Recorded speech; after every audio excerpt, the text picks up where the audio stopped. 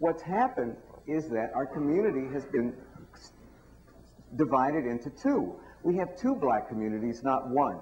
We probably have more than that. And each of us has a tendency to speak of the black community as if blackness is a class. And we have to decide if blackness really does constitute a class, and if it does, how it does, and if it doesn't, how it doesn't, and what that means. And until we do, until we start with that question, until we recognize the fact that these statistics now exist and that the community that we were children in no longer exists, and there's a new black community or new black communities out there, and if we are trying to put it back together, then we have to recognize that reality and then talk about new solutions to new problems. That's right. And that is, I think, the signal failure of our generation of black intellectuals.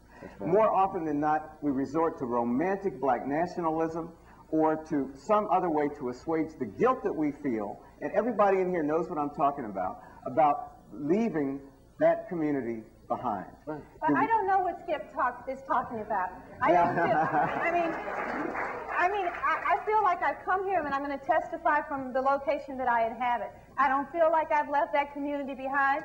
That community's in my life every single day. I mean, what I grapple with consistently is how to juggle. I mean, what I kept thinking about is, as we talk about the black middle class, I mean, one of the things that I've been writing a lot about is the factor of greed. I mean, the fact is, I know lots of middle class and upper class black people that are one paycheck away from poverty. So the idea that somehow, because of the accumulated debts in their lives, I mean, one of my sisters who was living a very, very bourgeois life found herself homeless after she lost her job. I mean, and I saw her spiral from, you know, her Mercedes, her BMW, her $400,000 life into homelessness in a matter of months. Because so that I think that if we want to talk about why a black middle class or an upper black middle class has to have different values in terms of how we deal with our own materialism, is we can't talk about sharing resources that we don't have to share because of our own levels of greed.